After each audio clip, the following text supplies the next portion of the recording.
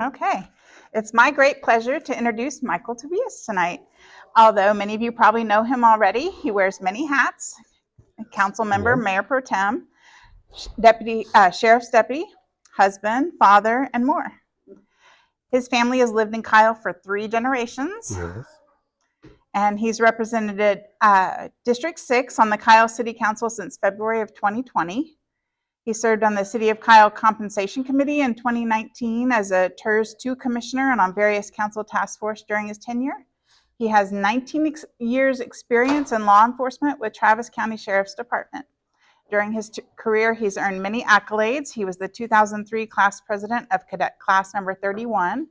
He was awarded 2 unit citation awards, served 2 terms with the Travis County Sheriff's Association, and most recently in 2022 was awarded the top honor of Texas Officer of the Year by CLEAT, the Combined Law Enforcement Association of Texas in Houston. Prior to his employment with Travis County, he worked as a field sales associate in the K-12 education department at Apple Computers. A fun fact, while at Apple, he and his team had the opportunity to have an in-house meeting and lunch with Tim Cook, who is now the CEO at Apple. He attended Hayes CISD and Austin Community College, studying public and social service, criminal justice, and business association degree programs. He's been married to his wife, Teresa, for how many years? 29? 29? You've had an anniversary? Yeah, help me look at that way. She too served 2 terms on the Hayes CISD school board and is a member of various PTAs, and together they have 3 children: Michael, Andrew, Matthew, and Natalia. Yes. And tonight he's going to share more of the history that I didn't share, more of what about growing up in Kyle. So welcome, Michael. Well, thank you very much. Appreciate the invite for being here.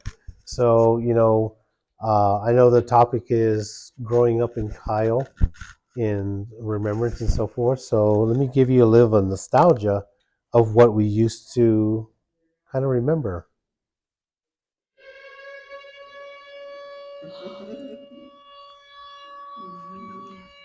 Y'all remember that?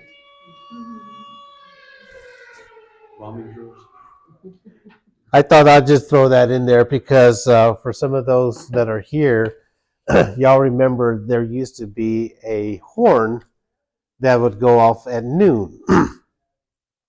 Just let everybody know and all the farmers know it was noontime, and also if it went off on a Sunday, you knew that Roger Staubach was about ready to take the field. On that end, it was 12 o'clock noon. So those are memories that one of the memories that I have is growing up here is having that horn go off on certain times of the day to kind of just brings that little nostalgia on that end. Was that horn on the water tower? He was actually right across the street. Oh, really? Yeah, it was right here on the side where on the corner of Moore. It used to be right there on that end there. And so my family and I moved to Kyle back in, I believe it was in 1978. We bought my parents bought Dr. Bell's Ranch over there off of Roland Lane, off Stagecoach and Roland Lane. And my dad was, and my mom, when we came from San Marcos, and my dad wanted us boys to live on a ranch to be able to experience what he did growing up, working on a farm, and that kind of environment. And so my dad was in the cattle business. We were also got involved in many other activities when we got here. I was involved in, and my brother Stephen, my older brother Stephen, and I were involved in 4-H clubs with Miss Chapa. You probably remember those days too, right? Where we would go to now it's the Crew building, but it was the city hall back then, is where we'd have our 4-H meetings. And so we would have that there. So my brother and I were really involved in agriculture and growing up there. I went to Kyle Elementary School and went to Hayes Middle School at the time.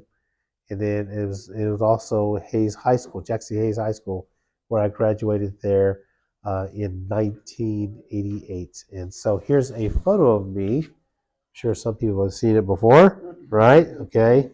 That's me in my Letterman jacket, my Jackson Hayes Rebel jacket there. Um, so, those were good times that I had growing up here, living on a farm, and had many, many friends here. But it was a small community back then. It wasn't a city as we see it today. It was a small town of maybe 3,500 at the time, maybe not even that much, maybe even lower. But those were the times where everybody still knew each other as far as a community, and the downtown area was considered your heavy populated area. Your downtown area from here to Burleson, where the Catholic Church was, that was like where like you would say the majority of your subdivisions are, because a lot of your people live there, and it's a lot of the people from Martinez Loop to Burleson to all the way down is where a lot of my friends used to live and so forth. And if you cross the highway East Kyle, that's where your farmland in your agriculture would be on that end there. So, so I enjoyed living here, and after high school, I was working at HEB store in Austin. Then I moved into Austin. I believe it was in the early '90s, and I started to get into work field of in the technology fields that they had out there. That was started to come up a lot in Austin.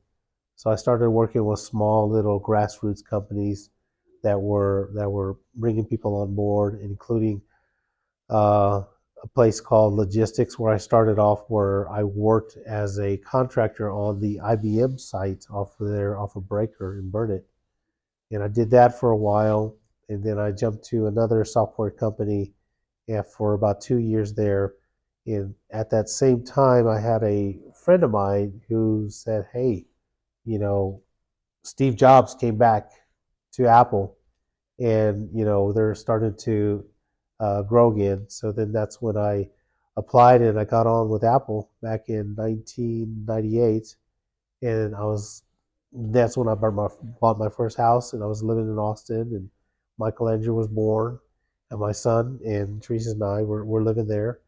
And it was, I think, in 2003 where here's an article here that I brought. So I've got a bunch of newspapers that I brought as well. Is when they named a school after my dad, Rosalio Tobias. Okay, and they were going to name it the Tobias International Elementary School.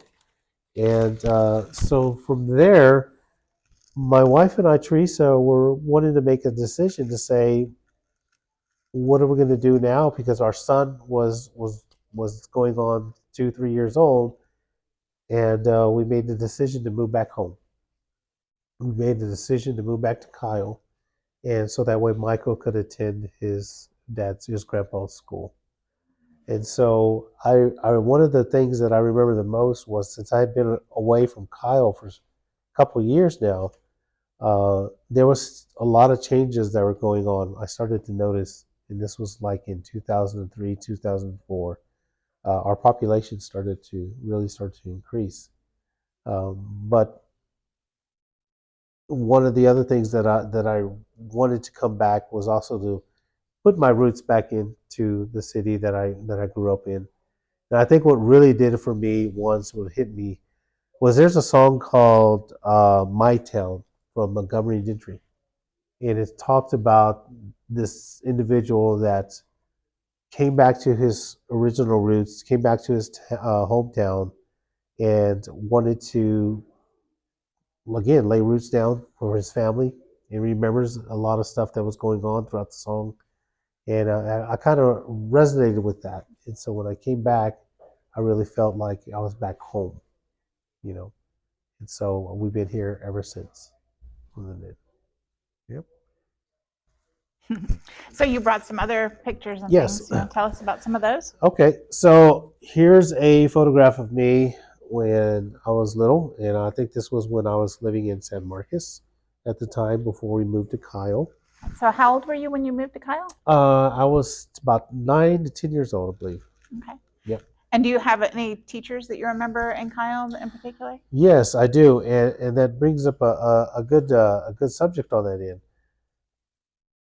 I had some challenges when I was growing up, and including a lot of learning challenges. I was diagnosed with dyslexia at an early age, and so when I moved to Kyle, I had some really remarkable teachers that was able to help me get through that. So if anybody remembers the names like Miss Betty Brooks, Miss Nilda Nava, and Miss Susie Fuentes.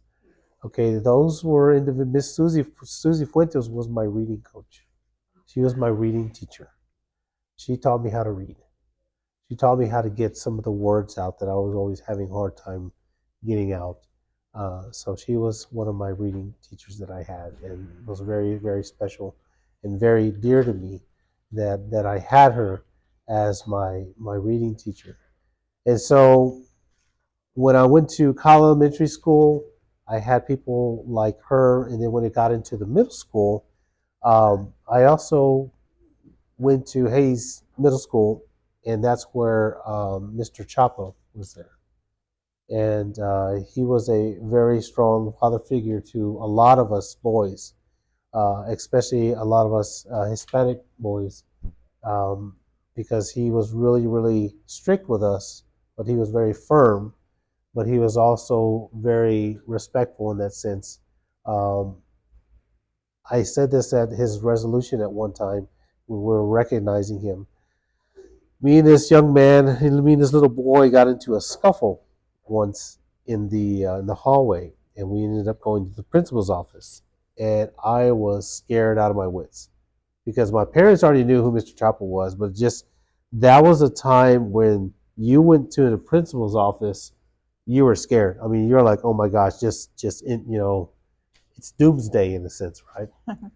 But Mr. Chappell came in there and sat down with us, and I remember he was saying, young man, boys, the behavior that you demonstrated, right, is not acceptable. But you need to be careful because if you continue this behavior, there's going to be other people that will judge you by your behavior on that end. So you need to be able to understand that and make good choices going forward. And so those were good role models that I had back then. Was one Mr. Chaba, Mr. Brooks, and also a lot of our football coaches that we had. So your parents were rather well known. Well, you said kind of everybody knew each other, but was there any difficulty ever, like in people knowing like who your parents were, or that kind of being raised that way? Well, or, yeah. Or benefits? Yeah. Stories you could tell us? Yes. Well, yes. Again, we grew up in this small town, so everybody knew everybody in that sense. That sense of camaraderie and family. And so when my father got on the school board, was elected back in 1981, that really got our family more in the radar because it got us kids more involved in community events and also with politics as well. So just recently we had a event for Miss Sandra Tenorio at this restaurant down the road, and I saw Senator Gonzalo Barrientos. He was there, and I had a conversation with him. I said, "Sir, do you remember? How are you? Good to see you. Do you remember me?" He goes, "No, I don't." He says, "I used to be that little boy who used to pass out all your flyers, and when you were running for office back in the '80s, along with my dad and a bunch of other people." So with my dad and my parents, they knew how to reach out to other families, especially when it came to getting involved. Uh, and my dad would go and recruit some of the local boys to go out, and we'd go out there and pass out flyers and basically just get the community involved in this. Um, my mom and dad were very, very active, even from when they came from San Marcos, with my dad being with the LULAC Club and my mom being with the GI Forum. They really instilled a lot of that in me and my brother and my sister. So, yeah. So you had that community service history. Yes, we do. And I know we just told Ms. Chapman here because we have a photograph of of us at the Catholic Church when we're doing events. That's what mom and dad would do. Was like, you guys are getting involved. You got no questions. You just do it. And it was just kind of instilled in a lot of us that. And maybe, and Miss Chapa's here with us, so I don't know if you remember this or not. But when we were growing up in our town, we didn't really have any activities for us to do in the summertime.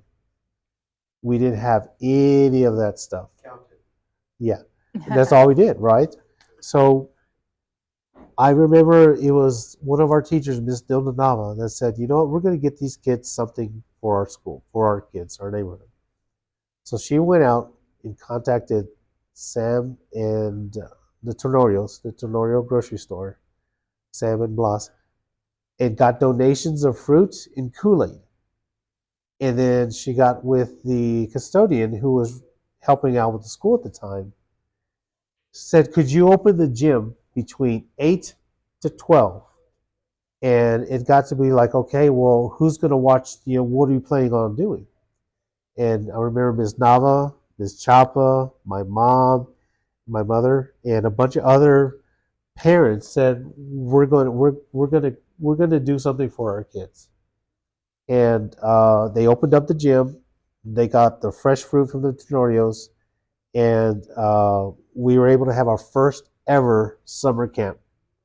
I don't know if you remember that. Remember that?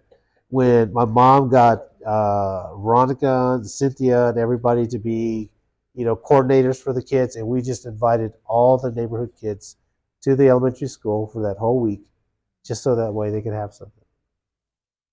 And at the following, I think we had it one more year after that, we were able to raise some money to where we could be able to have local businesses gave donations to Miss Nama to where we could be able to rent the school bus and then drive to Rio Vista because we didn't have a swimming pool.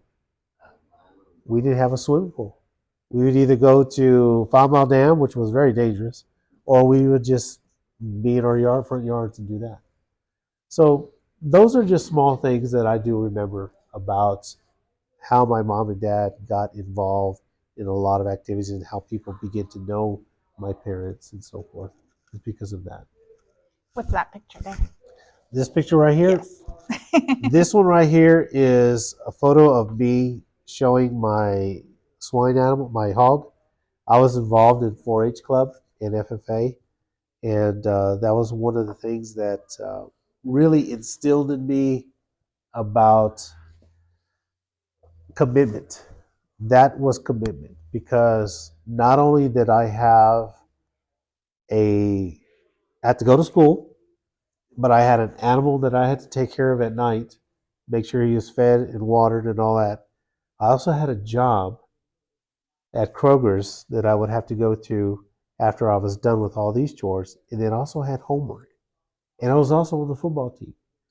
So a lot of this juggling around of all the things that I was put forward to me, I think it kind of reflects on how it sees to me today, where I'm an officer during the day, and then I come in and I do council work, and I go out and I visit with residents, and then I also do volunteer work, and then I also try to help out in other aspects of the community itself as much as I can.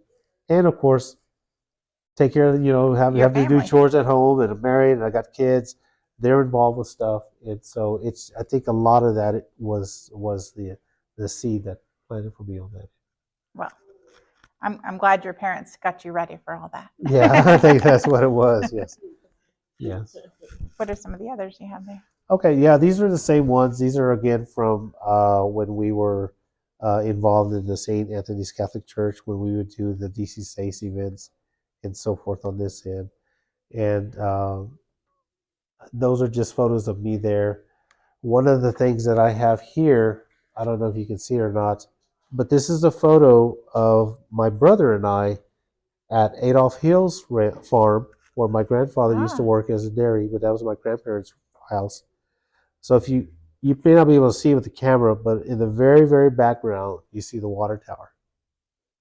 Okay, you see the water tower. And so when it came to the night that I was asked to say, hey, now is an opportunity to run for city council or give back to your city, I remember going through there and that photo fell out of the photo album because I was doing something. And I looked at it, and the water tower to me signifies home. That's a landmark for me because that's my home. And to see it there and to see where it's at, uh, that's where I decided to say, it's time for me to really go ahead and give a little bit more to my community now. I've grown up here. I've seen a lot of the stuff that's going on as far as the progress goes, but I'm also about the preservation of the families and the people that are here. And that's one thing that mom and dad always instilled in me is that, you know, you need to be there for your neighbors. You need to be there for your family. You need to be there for your community, no matter what. They are the ones that need you the most. you know and so that's one of the reasons why when I saw that was just a little flag for me to do what I do. And like I said, I've had conversations with the mayor before, and he did mention it to me once. He goes, I can imagine how you feel because you grew up in this small town and you're just seeing so much of this progress. How do you feel about it? I said, well, a lot of times I feel bittersweet about it. Is because I understand the growth is coming. I notice that we have to continue with that, but I can also remember some of the farmland, some of the people's houses, and some of the the area, the geographic is still in my mind. That's like, wow, this used to be somebody's farm, and now it's a subdivision.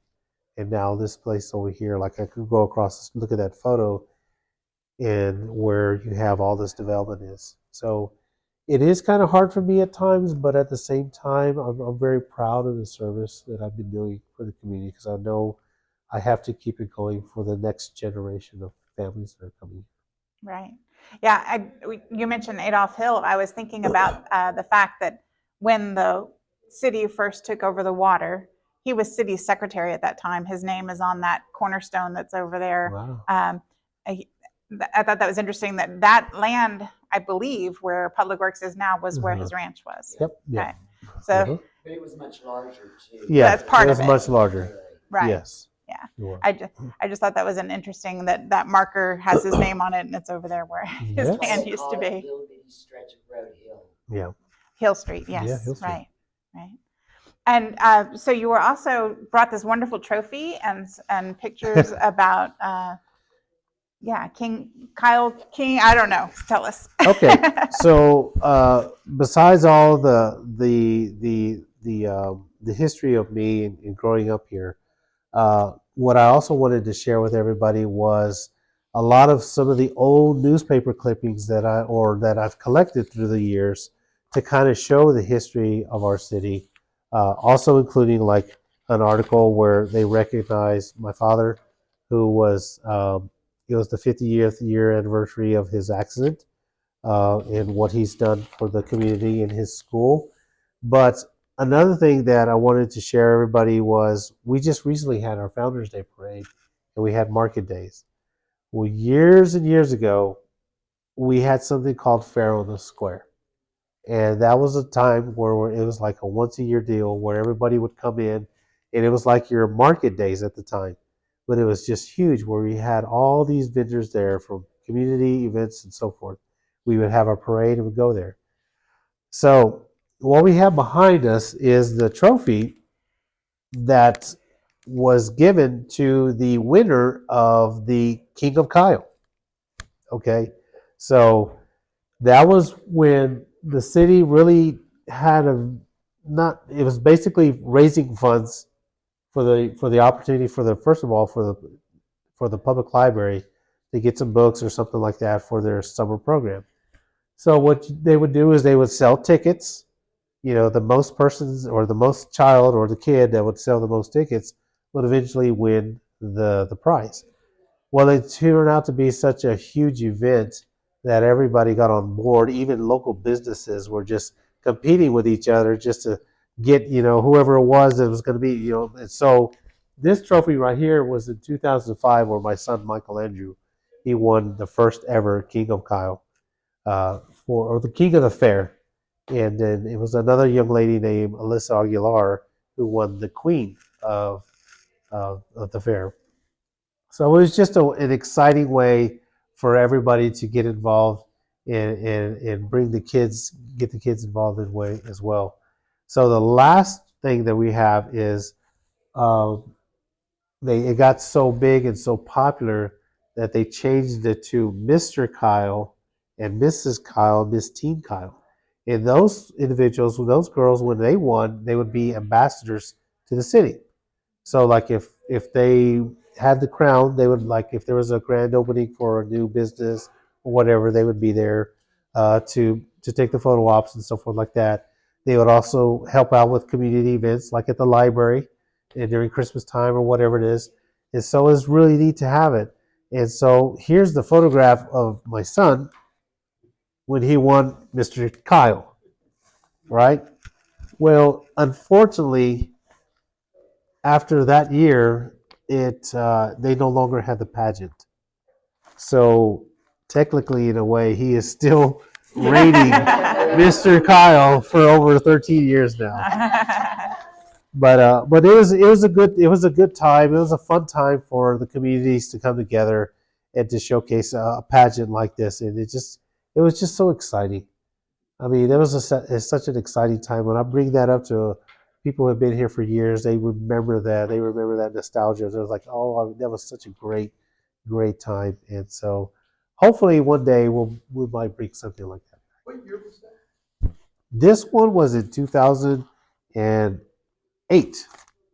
And then that one was And they 2005. started doing that years ago. In 2005, 2005, and then 6 and 7, and 8 was the last year, and this was at the PAC Center. What was the population, would you say then? Half the size? 25,000? Probably 20. 20 I would maybe? say about 20. So would you say that was the 5,000 last? Yeah. Would you say it was the last time City of Kyle felt really small enough Yeah. where you still kind of knew your community and your Yeah. neighbors? And beyond that was a little, maybe too big? I think that's what it was started to get. I mean, we're starting to get a lot of new families that were coming in. I think right now, when I look at it, there are those people that are looking for that, especially like in my district. I've met a lot of people that are moving here from Florida, and they're looking for that kind of a home feeling, and they see a lot of that here in Kyle. And so I think that's what's one of the big draws that we originally had, was that we had so much of uh, this kind of a culture that was going around. And to everybody.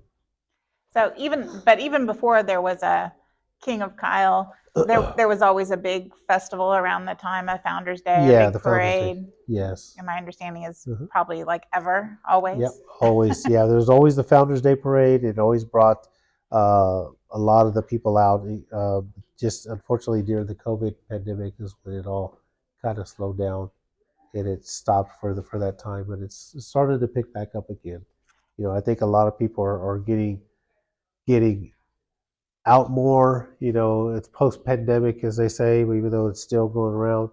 I think that's kind of what the draw is now, is where a lot of these festivals and a lot of these events are getting a big boost. And you're seeing that just not in our town, our city, but you see it in other places as well. The Founders Day started in 1980, which was the 100th anniversary Yeah. of Kyle. Yep. That's when they started the old Founders Day. I have seen in really old papers though different parades and things in Kyle. Do you remember? So DACS was a big celebration when you were growing up. Yes. Were there other things as well that you remember? What I can remember the most was the St. Anthony's Jamaica. That was always around September. Is whenever that was one of the biggest ones that I can remember back at that time. And it was usually on a weekend where it was a home football game. Remember that, Ms. Chapa? It was always a home football game that weekend, and it was just so many people would come out, from all over and from all over San Marcos, and they would just come to these fiestas.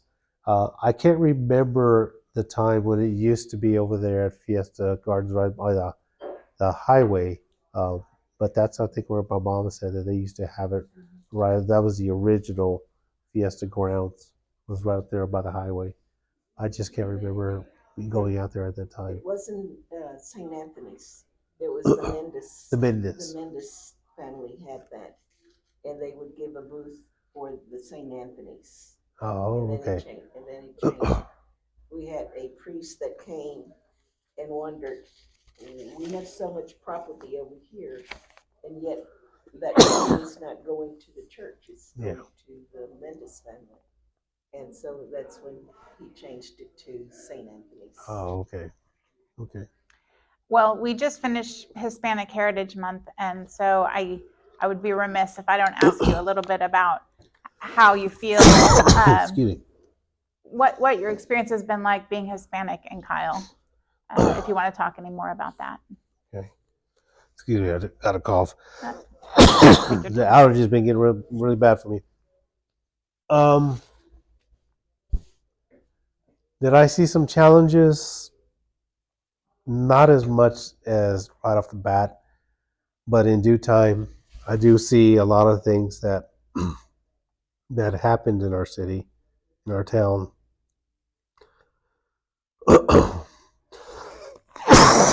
Excuse me, I am so sorry. I think a lot of it was some of the stories that my mom and dad would tell me about the discrimination they would go through at the time, being picked on, being scolded, and being spanked for speaking Spanish in the classroom. So I didn't see a lot of that growing up. I think it was sheltered from us. But there were times where I think at one time I did have a situation to where maybe my race, and it's not I'm upset, I'm just I'm sorry, I just have a really bad allergy right now. Excuse me, I apologize. There's just been some times where I look back and I see, was there any kind of way that there was any form of maybe discrimination going on with me being Hispanic? There may have been one incident, but as far as that, I think the what got me through that is that my parents showed a lot of pride in who we are and in our name, and it showed a lot in our work, in our community involvement. So, Obviously, yeah. yeah. So I'm glad you had such strong parents. Excuse me. Did anybody else have any questions that they wanted to I bring think up? that's really interesting too. I think the difference between, I think maybe your children or you and your siblings from your parents, it's kind of like the same thing, even like when I was a kid, I come from a mixed marriage, so, too light skinned for the Hispanic community in Yeah. Galveston, but too dark skinned for the white community in Mhm. East Texas. So it was always that in between. But the thing that seemed to get over that was having parents, especially my father, that was very active in the community, like taking rundown baseball fields and Mhm. getting LULAC to just convert them into redo the bleachers, paint jobs, redo the whole, replace the fencing, just being active and not being a drain to the community, but Yeah. being a benefit to the community. And I think a lot of his peers of his age group did the same thing. Like they went into community service, like they became police officers, they became fire department, they became city works, Mhm. public works in those manners. So it seems like those people seem to be more, maybe the curve of racism was more Yeah. relaxed, I guess. or other than those who just seem to be, Yeah. you know, a drain on society Mm. as opposed to production. And it's interesting is that my grandfather told me, "You will speak English. You will Yeah. speak the language of the land," because of what he went through. Yeah. You know, so it's a big difference, and I think as long as the generation is between the people that came and the first that had to endure that ridicule, Hmm. I think they learned and adapted so that it wasn't impactful. Yeah. And I think that you make a good point, because I think that's kind of where my parents had brought it up before. That was the direction that they wanted to go with, right? I mean, It's clearly your it's father it's was honored it's with yeah, schooling. it's to where it's like they may have seen the ridicule and so forth, and they didn't want us to go through that as well, so they pushed that on us. And also at the time, in order for us to have a better education and to go on to college, this is the language that you need to be able to speak while you go to college or while you go to high school. So Spanish wasn't really spoken to us a lot in our household growing up. On my in my cousin's side, yes, there was. So in a way, my brother and my sister at the time maybe felt like we were a little bit of the black sheep of the family. And so, oh, thank you very much. Yeah, cough drops. It would really help. But at the same time, we knew that as we got older, we needed to try our best to learn the language as much as we can. Yeah. Yeah. Kind of caught between two worlds. Exactly. Anyone else have a question? Yes. I was trying to get cough drops right at the good part of the Sorry. story. I was Sorry. like, I don't It just wanna- started But you were kicking. joking, and I said, Yeah. Well, it's So, just the weather for me. um, Sorry about that. No, it's good. So I was curious when you talk about the population when you moved here, like 3,500. What was the ethnic and cultural makeup of the city at that time? That's what I was curious about. Was it predominantly Hispanic? Was it white? It was predominantly Hispanic and white, and very very little black Okay. families. There's we had some families that were here, but it was predominantly the Hispanic that I remember, and most of my friends who were of white were in Buda, so you had that makeup there. And I think it all goes back to the original roots of the consolidation, where you had a lot of the Kyle kids that were mainly Hispanic, and then you had the Buda kids that were the farmers and so forth on that end that were white. So when they consolidated, it was that's kind of what I saw a lot of the most. Well, I think it had a lot to do with the land grants, right? You had Mhm. mostly white property owners, people that were working on the ranches that were mostly Latinos and African Americans that were working the ranches as Not as late as what he saw. but early on. Yeah. I think that's probably what really influences the diversity of Kyle, really. Uh-huh. When you talk about why why the makeup is the way it is. I came from a different background. I think this is probably a little bit different, coming from more of a monolithic community, meaning largely Latino, and then coming up here. Uh-huh. I sought out the things for my children to be fully bilingual, speak, read, and write it. And at that time, Hayes Consolidated was offering that. So both of them are fully bilingual because of the school district. Now they've changed and they've kind of pulled back those offerings in the district. They're not the immersion type deals, but you also see some of the different things, not only just learning, being a council member previous, and really celebrating Hispanic heritage and asking the families that have been here for a long time, such as the Chapas and her husband, really had a lot of stories that a lot of people don't know about, yet they're really proud out of them because he really didn't want to discuss those things. Yeah. But I said, I really want to know what these things are, and I think it's the betterment for all of us. You had the families that were connected that have been here for generations. You asked them, your parents spoke with them quite a bit. They would tell me to go talk to some of the people that helped found St. Anthony's. Those families are still here. Yep. And you ask those questions for those people and some of the things that they have to go through. You you grow up in a community where you know no other life. Mm-hmm. And one of the things that I found is people have different ideas about why, but you know, you have Hayes High School, and you know, you have people that didn't really see it as a non as an issue by being called a rebel and what was behind all of these Mm-hmm. things. Where I came from, and I coming up and I said, wait a minute, why would I want to be a part of that, right? And so I think with the understanding what that was about, people kind of assimilate and acculturate Yeah. to what has been provided to them in the areas. They kind of just walk right into it. But if you really look at it from the deep-seated things in the past, you don't want to forget them, but it helps us make changes. So I think in speaking with not only the generation of you and people that we both Yeah. talked to, and Mm-hmm. you know, no one really found that to be a big deal, and because it was such a prideful thing, you were accepted, you were included. Yep. And the people that kind of governed the school district, which really led the politics and the government in this area, was the school district at one point. Then you start looking at, you know, where the roots are and the seeds are. And when you look at that, then the time you were growing up, or the time your parents were really engaged in you growing up, it's like, Mm-hmm. I was really a part of changing, you know, Mm-hmm. changing some of those names. I think it was good. It was a good thing.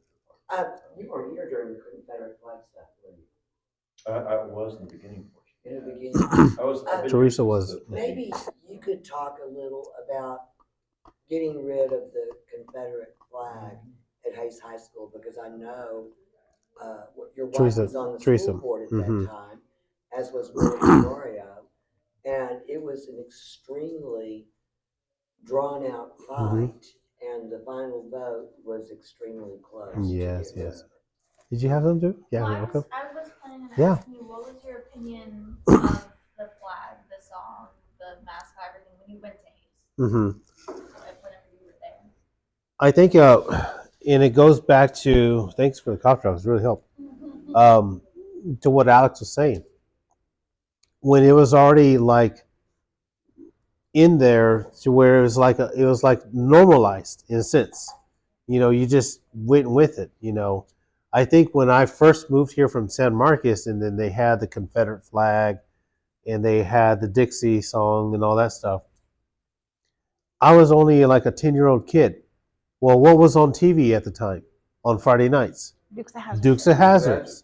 So you kind of associated yourself like, wow, this is like the Duke kids. You know, I live in the country. You know, they're in the South. They got the rebel flag. They got the rebel song. You know, and so to me, I remember it just didn't resonate. And not knowing that it now, as you grow older, you know that there's probably agenda behind everything. But growing up, the flag and the song, it was more of a pride thing, believe it or not. A lot of us were like, when we heard that, we got pumped up with the football games.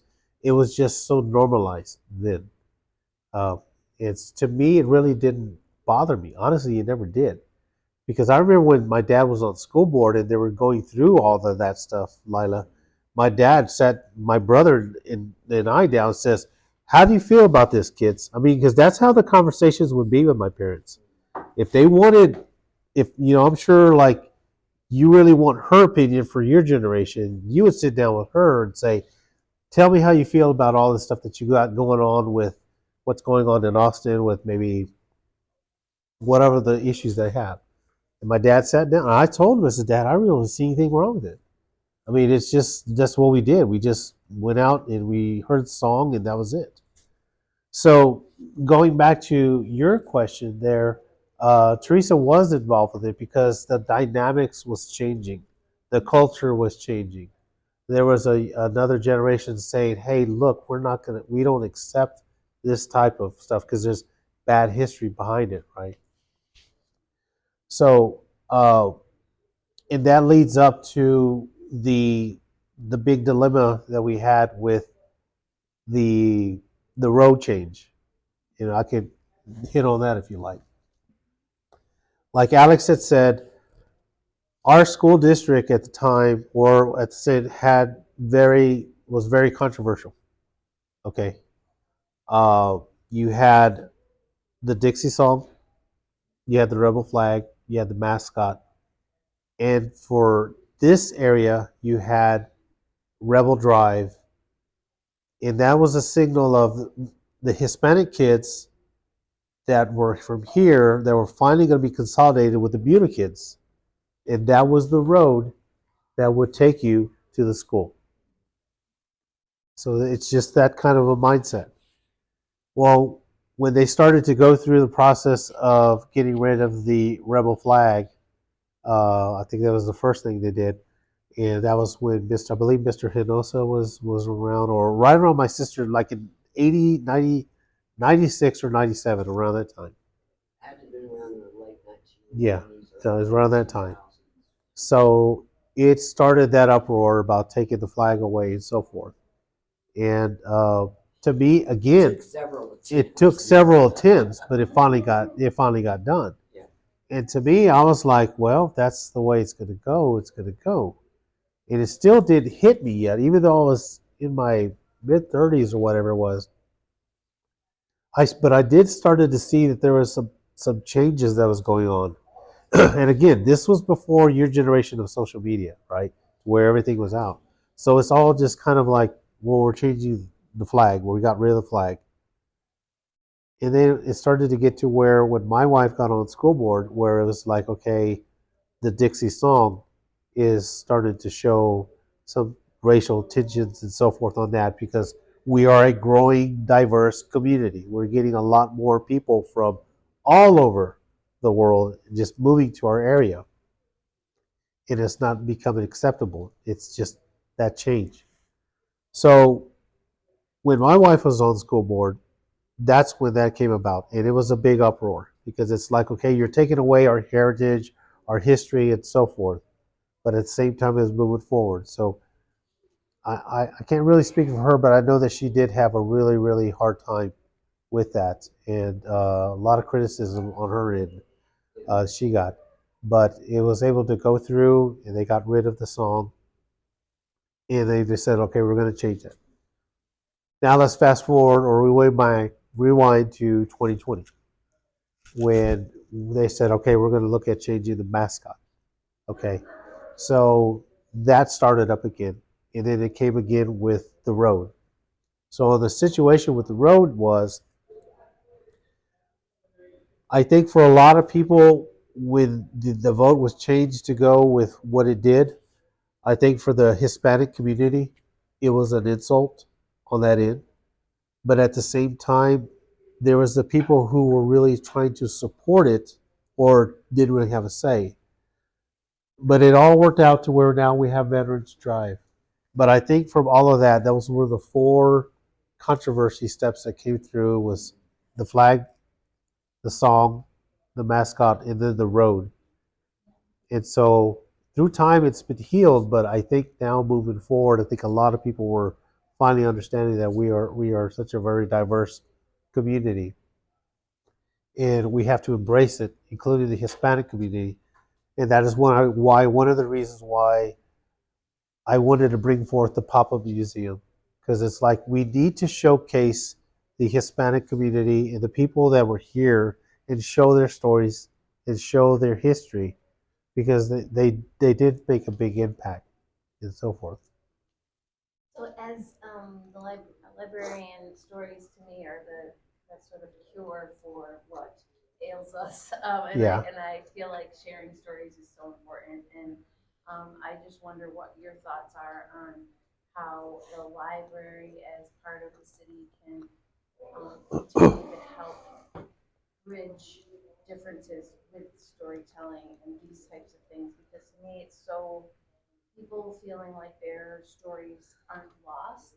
I think the thing about the growth of a community is feeling like it's going to be forgotten. And what I'm hearing today is just more reinforcement of my thoughts around preserving the past and Yes. making sure, and I think that making sure we're preserving the past, I think helps people at some level accept the future a little bit easier and Yes. better when we think we don't forget where we've been, where we're going. It helps us to also direct where we're going. Right? Yes.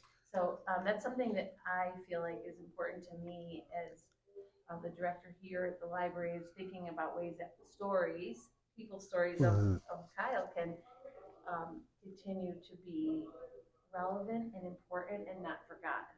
That's really important Yes. to me. What are your thoughts on how we can do that? How what we can continue to do is still not so much look at, yes, we're going to need to look. All history has its negative. All history has had its trauma. But what I always try to focus on, especially when I'm dealing with a lot of council members, is I said, let's focus on the positives. What are some of the accomplishments that we have done as Hispanics? What have y'all accomplishments have you done as women in education and in politics and in business? You know, I think it's just trying to feed out a lot of that. You know, you're going to have your negative, but I think finding those positive stories, like the example of what Mr. Chapa stood for, okay, and what other people stand for, uh, and whether it's stories of what Sam and Blas Tenorio about their grocery store, you know, one of the only ones that were here, and what they did to contribute to the community, and how they gave back. That's a story that people don't really remember. Is that they gave back a lot to the community, especially when Miss Nava was trying to get the first ever kind of like camp going, because we didn't have anything. But it was because of them they were able to provide nutrients for the kid, drinks and fruit Had the and first candies. library in the Yeah, back of their store too. I think that It exactly. was the Bonton. And, Was, oh, the Bonton. Okay. and Yeah, then, and then so like my uncle Andrew Garza was the original gardener for the library.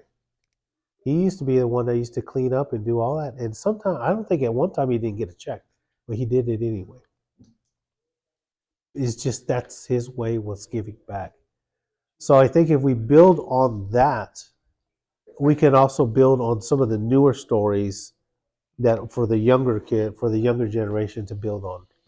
I think we need to, I think what gets lost as communities grow is the sense of stewardship.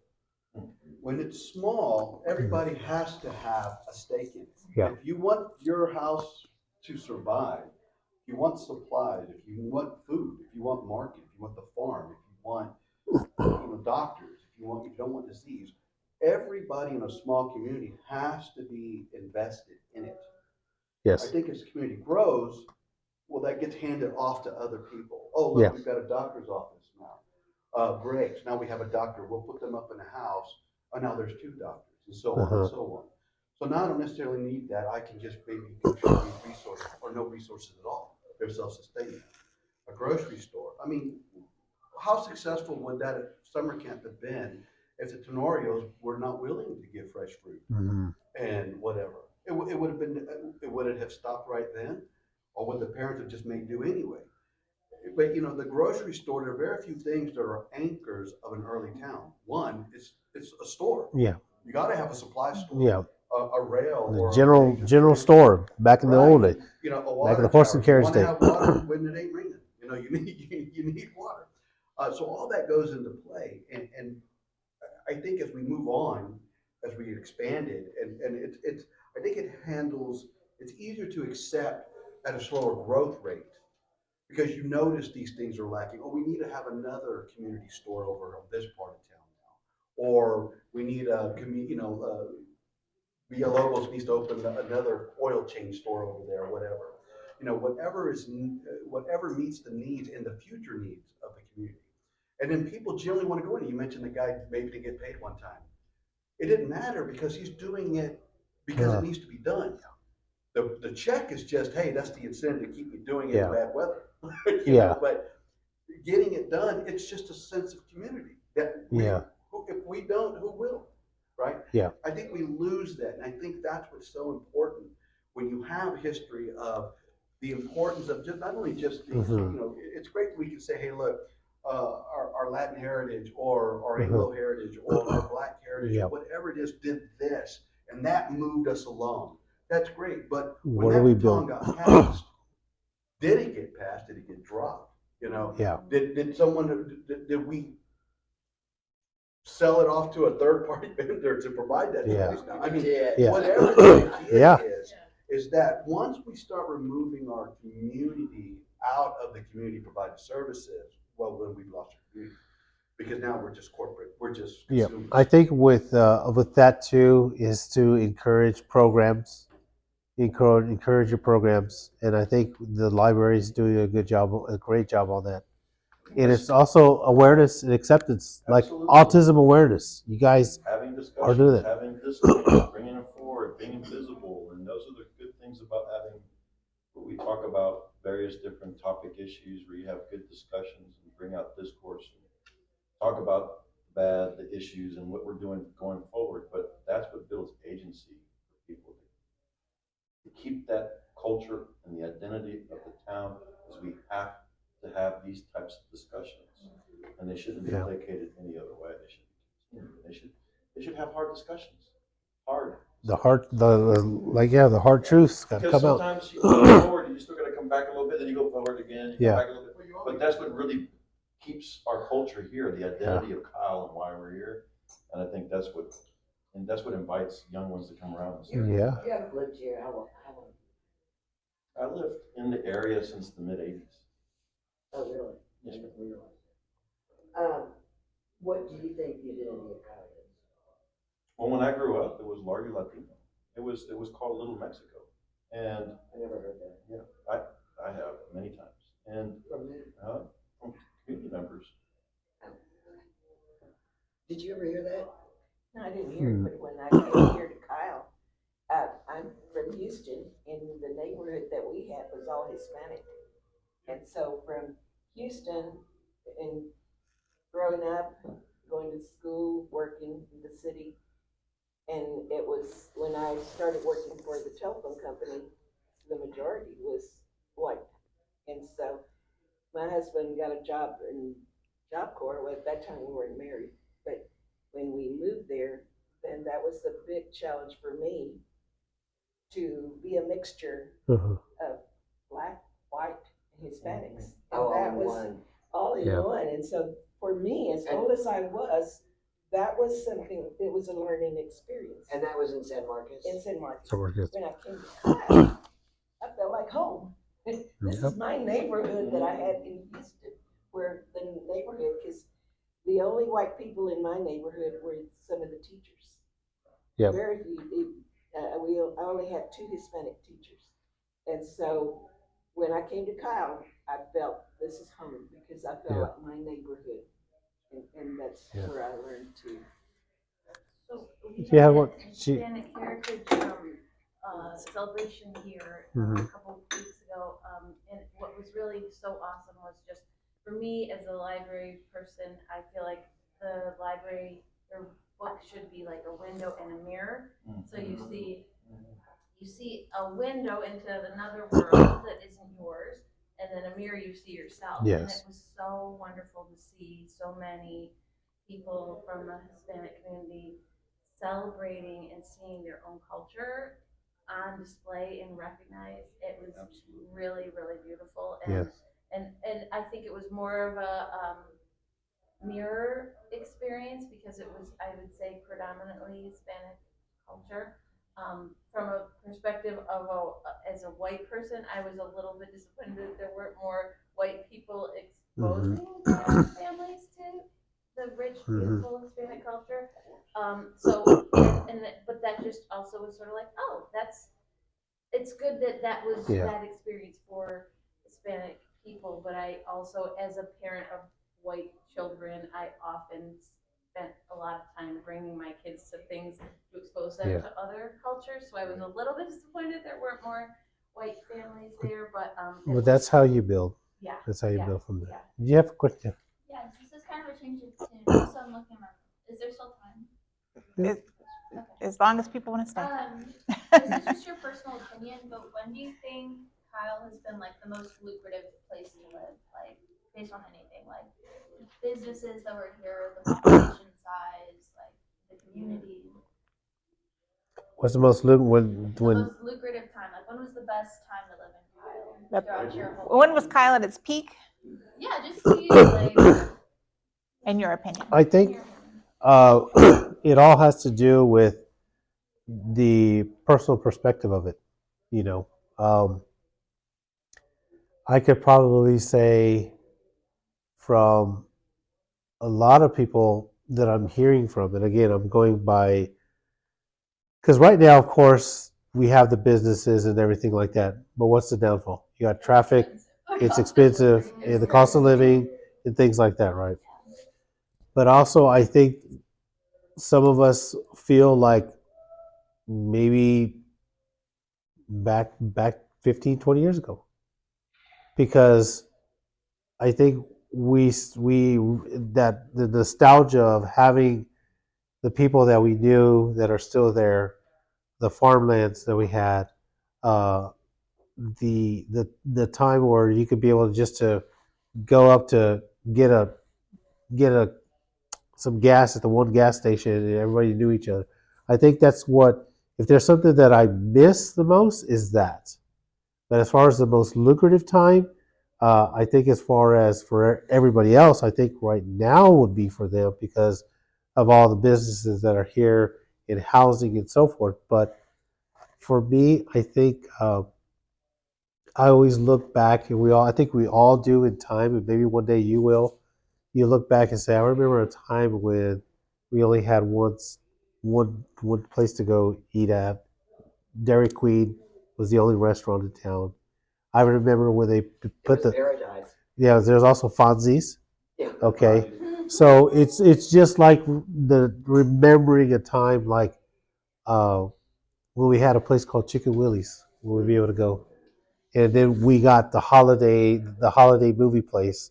It was a place where you could get the VCR movies and all that. So I think it depends on the perspective, of what it is. Right now is a good time, but also back then, I think because of the camaraderie that we had, our neighbors, and our respect for each other on that end, and the traffic you don't see. Uh, but I could say this for sure is that what brought it back was COVID, unfortunately, because that was a very dark time in our society and in the country and across the world.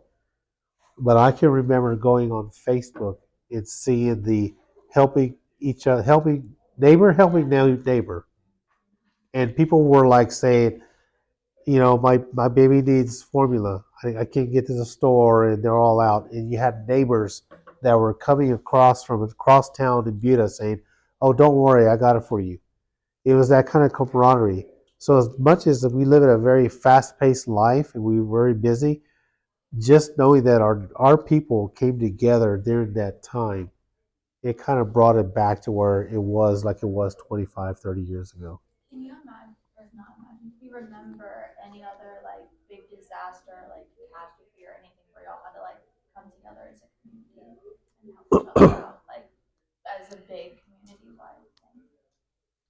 I know we had of course we had the snowstorm, but as far as a long time ago, uh, I think it was whenever, I can't think of that much of a natural disaster itself, but I think it was just about whenever you had individuals, ranchers or farmers that needed that help, you would have farmers and other ranchers come in and help them out, whether it was spraying their fields or having it mowed, or there was times where people were elderly and they couldn't have their grass mowed. You had us, like myself, and sometimes you hear the stories of Robert Rizzo or other kids that would just go out and just, that's what we did. Okay, if Miss Ledge's yard was overgrown, we just go and do it. if Mr. Bales' yard was overgrown down over there by Blanco River crossings, we would do it. Our parents would get us out there, but that was a time where we all came together. And whenever somebody passed away, people would bring food to the house and so forth. And I remember you, Miss Chapel, one time, if you don't remember this, but you were the one that made all the mums for all the high schools, right? Oh, gosh. For all the high We're schools. doing that. So everybody would do There that. was only one high school Yeah. at that time. But I think I also remember at one time that whenever the church needed flowers for the altar, you would always donate flowers, leftover flowers for the church. And it's just that kind of stuff that you remember. There was the big flood in '98, but you might Yeah. have been living in Austin, although they were affected Yeah. too. But that was pretty bad. Yeah. And fortunately, in '98, there was hardly, if any, subdivisions to the east. But Yeah. that flood totally inundated all those farms. Yeah. If we get another one like that, we're gonna see a lot of homes Yeah. inundated because drainage. I'm not there. There was in 1975, the school burned, Kyle Elementary That's burned. right. And it was the whole I remember building, that. the inside of it was just total.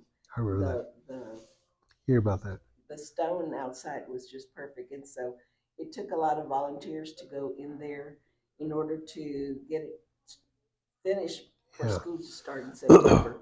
Oh, okay. So it was just, that school had ended, and I think that following week it burned up. Yeah. And so volunteer firemen were there, and then most of the people that Yeah. volunteered to do the inside of the. Yeah, and that's another thing that we had such a great volunteer fireman, fire department at the time, a long time ago. That a lot of my friends from high school would do that, and there was always times where you hear that siren to go off, like I placed earlier, and there was a fire.